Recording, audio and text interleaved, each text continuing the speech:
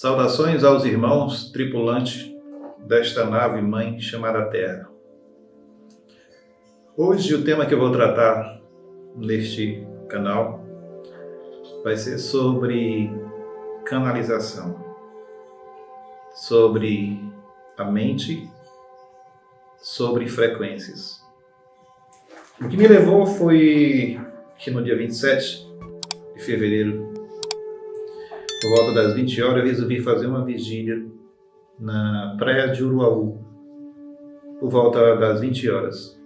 E o que foi legal foi a maneira como nós iniciamos essa vigília. Eu estava numa rede, estava deitado, numa varanda, curtindo a brisa da praia, e uma pessoa ao lado.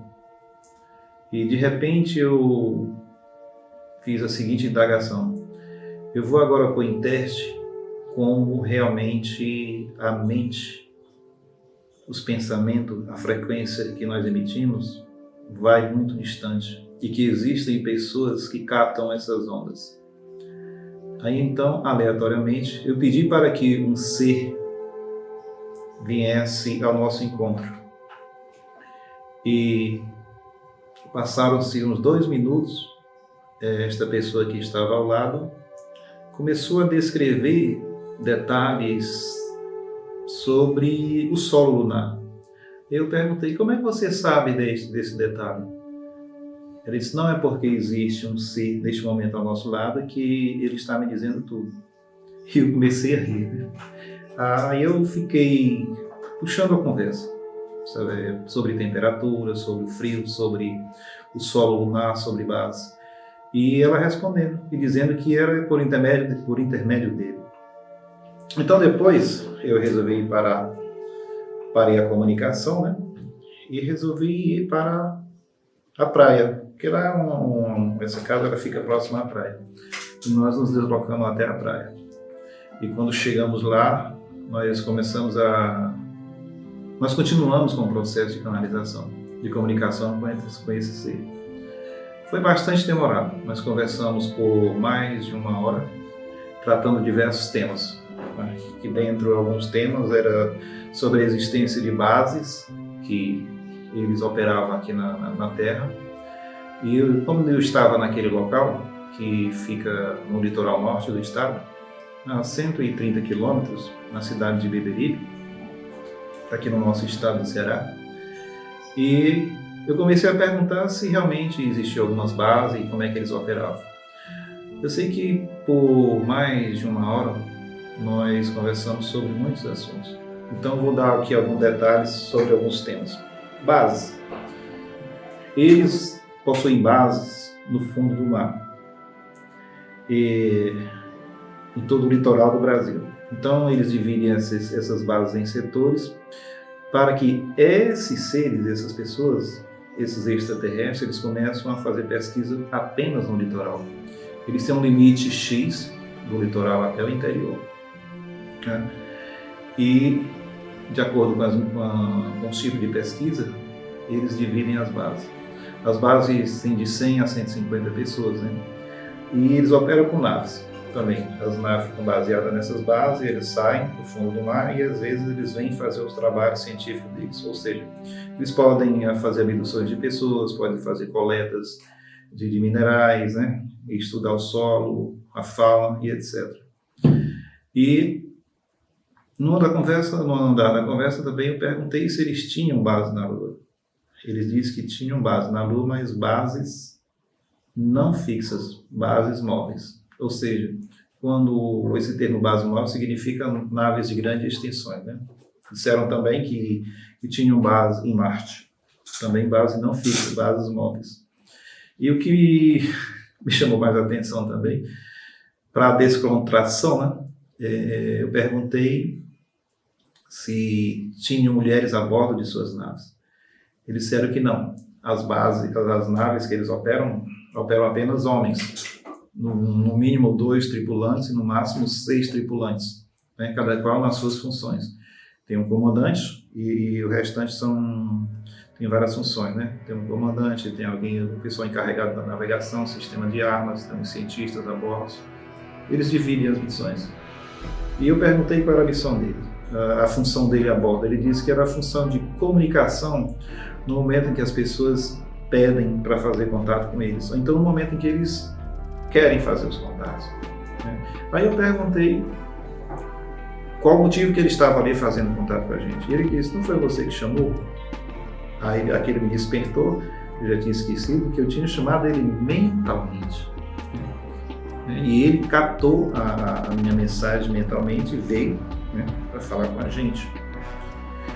E isso me chamou a atenção, que a potência da frequência que a nossa mente emite no espaço. Porque naquele momento ele estava ali numa nave de formato retangular, com 6 tripulantes, a uma altura aproximadamente de 1 quilômetro de altura do metro. E ele captou a uma altura maior do que isso. Naquele momento ele desceu na nave mais e ficou estacionado no modo invisível. Né? E ele falou que tinha 6 tripulantes a bordo. Ele não era o comandante, ele era apenas a pessoa encarregada de travar a comunicação entre a gente. E no desenrolar das conversas eu perguntei se eles faziam abduções dos pescadores em alto mar. E ele disse o seguinte: não, nós temos um acordo para não fazermos abduções dessas pessoas em alto mar. Por quê? Porque são pessoas humildes que vivem da pesca e ali a profissão deles é o sustento.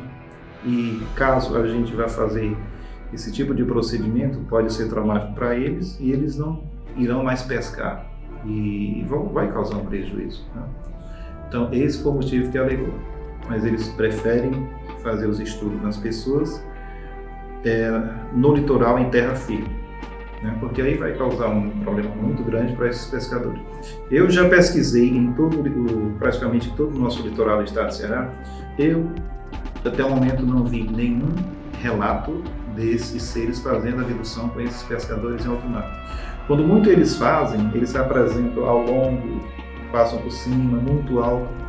E o último caso que eu pesquisei foi na cidade de Capuí, na praia de Ponta Grossa, em que umas jangadas estavam para chegar por volta das 5h30, 6 horas da noite. E ele fez um pairado, a nave fez um pairado sobre os pescadores, mas eles já estavam bem próximo da costa, eles estavam só uns 50 metros da costa. Né? Isso aí não pôs em risco a toda a operação. E os pescadores mesmo falavam que era comum eles sempre estarem assim no litoral, saíam do mar, né? E vinham flutuando, vinham navegando do mar em direção ao litoral, à costa, e adentrando um pouquinho assim em direção ao sertão. E posteriormente eu vou tratar com vocês sobre esse caso de Ponta Grossa, né? Que existem muitos casos a serem divulgados tanto no litoral como no sertão, como na região de Serra. E continuando a conversa, e quando eles falaram que a bordo não tinha mulheres, ele disse: mas vocês têm um preconceito muito grande com mulheres, né? Ele disse: não, é cada qual na sua posição, mas elas também têm as suas funções no nosso planeta de origem. Mas nesse caso elas não embarcam das naves. Aí até eu brinquei com ele perguntando: e no planeta de vocês, as mulheres mandam em vocês também, como aqui no planeta Terra? Ele ficou assim, deu um sorriso e disse assim: não, mas há divergências. E eu continuei na brincadeira e perguntei para eles se eles tinham música, assim como nós, como tinha o samba, tinha a bossa nova, tinha forró, tinha o rock. Eles disseram que tinham. Eles também lá eles curtem a música. Aí eu pedi para ele cantar, mas infelizmente ele ficou calado, não cantou. Talvez tenha ficado com vergonha. Mas não, essa brincadeira mesmo. E no tocante de diversões, eu perguntei se eles tinham diversões como nós temos aqui, dando exemplo como futebol. Ele disse sim. É interessante que ele fala assim muito sério, ele não fala assim brincando como eu estou falando nem rindo. Ele fala sério e diz que, olha, nós também temos um processo, um meio para refrescar nossa mente, para que a gente descanse um pouco, relaxar a mente. E nós temos também esportes. Mas só que os nossos esportes lá, não são barulhentos como de vocês. Isso me chamou a atenção, né? Eu me lembrei logo do carnaval, do samba, me lembrei do futebol, né? Eles dizem que o esporte lá deles é bem silencioso. E conversa vai, conversa vem. Eu perguntei também que se eles tinham os sistemas deles se eram parecidos com os dos nossos. Né? Os nossos aviões, nós temos um sistema hidráulico, temos um sistema de propulsão, nós temos fuselagem, temos um sistema de navegação, um sistema de armas. E ele falou que são um pouco parecidos com a de vocês, e realmente nós temos esses sistemas. E eu perguntei, então vocês possuem armas embarcadas? Ele disse, sim. Então vocês entram em confronto com os outros seres? Ele disse, muito raro. Muito raro a gente entrar em confronto com os outros seres. Mas é possível, porque existem outros seres que operam na superfície terrestre que merecem cautela. E eu disse, então, realmente as suas armas são prontas para defesa e ataque? Ele disse que sim. E aí nesse momento eu perguntei se ele sabia que eu estava armado e se ele não estava preocupado com isso. Ele disse que não. Eu perguntei por que você não estava preocupado. Aí ele disse que apesar de nós evitarmos contatos com vocês, por quê? Porque vocês são muito instáveis. Instáveis que ele quis dizer que por ocasião de um contato amistoso, a pessoa pode esboçar uma reação hostil e eles têm que ser obrigados a fazer uso das armas deles. Ele respondeu que estava fazendo contato por dois motivos. Porque, apesar de eu estar armado, ele disse que era porque eu tinha estabilidade para não usar naquela ocasião e não iria nunca usar contra eles. E realmente nunca me passou pela cabeça usar contra eles. E outra é que ele também sabia que eu era um comandante e que era piloto. E que posteriormente ele queria trocar informações comigo sobre as nossas profissões. E foi logo deduzindo que eram as maneiras de transmitir conhecimento e instruções aos pilotos alunos. Eles também têm esse tipo de treinamento, né? Então nós temos a nossa técnica, a nossa tática de dar instruções aos alunos por ocasião de aprendizagem em voo, e eles também têm isso. E eles querem trocar essas informações. Por quê? Porque ele disse que o ser humano, a raça humana que habita em todo o universo, eles têm uma tendência muito positiva que é de mudança instantânea e criatividade, inteligência, né? É por isso que nós somos um indivíduo e eles têm interesse. Às vezes as pessoas perguntam e indagam o seguinte: se esses seres são tão inteligentes, o que é que eles querem trocar informações com a gente? Que tipo de informações? É o que eles dizem: nós não somos o que vocês estão pensando, nós não somos deuses, nós não somos mais inteligentes do que vocês, nós somos os seus irmãos mais velhos e um dia vocês chegarão ao nosso nível e nós temos muito que aprender com vocês e vocês também têm muito que aprender com a gente. Ou seja, há sempre uma troca de informação, de aprendizado. E eles, muitas raças, navegam nesse universo afora com o intuito de aprender e com o intuito de ensinar. Eles falam isso abertamente. E quem foi esse ser que estava com a gente? Ele se autodenominou que era um arcturiano. Arcturo é uma constelação, é uma estrela que fica a aproximadamente 36 anos-luz da Terra, né? Pertencente à constelação de Boieiro. E nesse momento também eu indaguei para ele qual o tempo de voo entre o planeta deles e o nosso. Ele disse que é apenas questão de minutos, não chegar lá nem 20 minutos, ou seja, uma distância muito grande. Perguntei também como é que ele chegava, venceu uma distância tão longa em pouco tempo. Ele falou que usava pulso energético, né? Extensão energética, resumindo, através de um portal. Falou também que esse portal eles têm, vamos dizer, aparatos tecnológicos no planeta de origem e tem também a bordo da nave, né? Questão de segurança, né? Então, a nave se desloca com todo o planejamento na abertura do portal no planeta de origem, mas também ela tem autonomia para abrir e fechar esse portal dentro da nave. Sei que a conversa foi agradável, tivemos a promessa de conversarmos novamente, para trocarmos informações sobre pilotagem das naves deles e de nossas naves aqui na Terra, e também a promessa de um dia conhecermos a base dele e algumas naves. E nós estamos aqui esperando porque eu acredito que ele faça isso, desde que a gente esteja preparado, né? Com o tempo, tudo no seu devido tempo. E aí onde entra a comunicação telepática. Como nós sabemos, esse aqui é um rádio VHF de comunicação, que a gente emite uma onda e a gente também recebe uma onda. Ou seja, travamos uma comunicação entre o radiotransmissor e o receptor. E assim também funciona a nossa mente.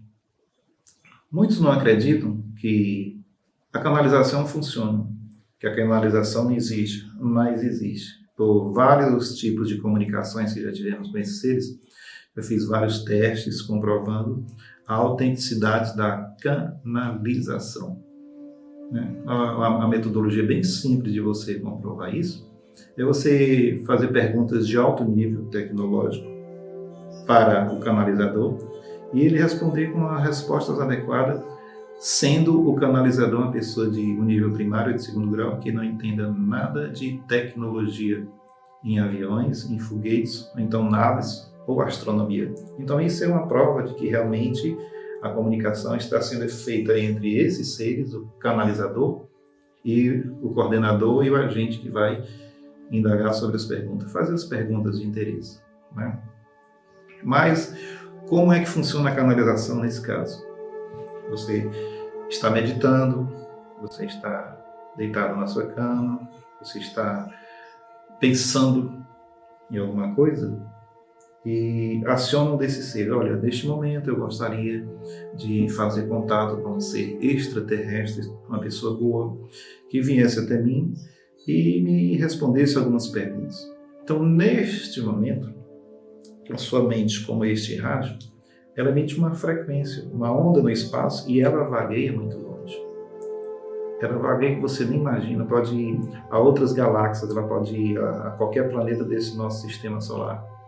E como o universo é muito extenso e como na órbita terrestre nós temos um número muito grande de raças e de naves trafegando, existe tanto na base fixa deles, como existe dentro da nave, equipamentos que ficam monitorando essas pessoas, estas frequências emitidas pela mente das pessoas. E quando uma pessoa emite uma onda com esse desejo, um pensamento, eles captam. Aí naquele momento ele trava aquela frequência. Pode ser feito isso através de equipamentos e podem também ser feito através da mente dos tripulantes da nave. Então, nesse caso, eles designam um tripulante para ficar só meditando também, captando essas mensagens. E captando as mensagens, eles travam o equipamento em cima da pessoa, na mente da pessoa, e vão fazer uma análise. Olha, aquela pessoa está com um grupo de canalizadores, um grupo de pessoas que gostam da ufologia e querem manter contato com a gente. Então, vamos nós, né? Eles resolvem fazer o contato com a pessoa, a nave vem e a partir daí uma pessoa morta começa a travar as comunicações telepaticamente com as pessoas embaixo que estão fazendo a vigília, né? E aí tanto faz como a mente deles, como usando o equipamento. E no momento a nave pode aparecer ou não para o grupo todo, a nave pode aparecer apenas para uma parte do grupo, vai depender exclusivamente do preparo dos membros das pessoas que estão fazendo a vigília, né? Isso aí depois a gente vai tratar sobre como se fazer esse preparo e como as pessoas devem se comportar em outra oportunidade. Então, a pessoa encarregada de fazer o contato desce da nave. Ele desce e fica ali ao lado da gente, E a partir daquele momento ele escolhe um canalizador e vai travar as comunicações. E também escolhe alguém do grupo para que tenha o contato visual. Então, é desta maneira que funciona o processo de canalização entre seres extraterrestres e entre um grupo de pessoas que gostam da ufologia. Tá? Então, isso é para você ver a importância e a potência que tem a mente de uma pessoa. Né? A gente emite ondas e a gente recebe ondas. Eu vou dar aqui um exemplo. Às vezes você está em casa e tem aquela intuição, olha, eu ouvi um fulano de tal me chamando neste momento. Eu estou com o pressentimento de que a pessoa vai já ligar para mim e a pessoa liga para você. Então ali foi um processo de canalização. A pessoa estava em outro local na casa dela, bem distante, e resolveu falou para alguém, olha, eu vou já ligar para a pessoa por fulano de tal. E a pessoa capta a mensagem. Né? Então isso é comum entre as pessoas. Como também as mães, principalmente mulheres, que são mais sensíveis do que os homens. As mães, principalmente. O filho sai de casa e de repente acontece alguma coisa com o filho e a mãe diz, olha, eu tenho a impressão que aconteceu alguma coisa com o meu filho. E realmente aconteceu. Às vezes é um acidente, às vezes ele é um grave ou não grave, então às vezes ele está pedindo a ajuda da mãe, né? Pensando na mãe, e ela capta a mensagem do filho. Então isso é uma prova de que existe a comunicação mental entre as pessoas. E que a gente chama isso de canalização quando se trata entre nós, seres humanos aqui da Terra, e seres extraterrestres de outras ordens, de outras dimensões. Interessante também que ele falou nesse contato que nós fizemos na praia de Uruaú, foi que o sistema estelar de Arthur dele, eles possuem 10 planetas, e todos os 10 planetas habitados. Nós temos que ter em mente que quando a gente se refere que um planeta é habitado, não é obrigatório que aqueles habitantes daquele planeta, aquelas pessoas, tenham o corpo igual ao nosso. Não é obrigatório. Quando se fala habitado por pessoas, por seres humanos, são seres que têm o nosso biotipo e a individualidade, o espírito parecido com o nosso. Né? São seres humanos com um formato de corpo diferente. Por quê? Porque nós temos o nosso biotipo, esse nosso corpo biológico, que depende do planeta em que nós vamos morar, que nós vamos encarnar. Então, cada planeta, o espírito humano exige um corpo diferente, de acordo com aquele planeta. Então, tenham bastante atenção quando a gente falar que planeta X existe vida. Não é obrigatório que os habitantes tenham o mesmo corpo que o nosso. Né? E é tanto que ele falou, olha, nós no planeta Arthur, nós temos uma média de vida de 4.000 anos em relação ao tempo de vocês.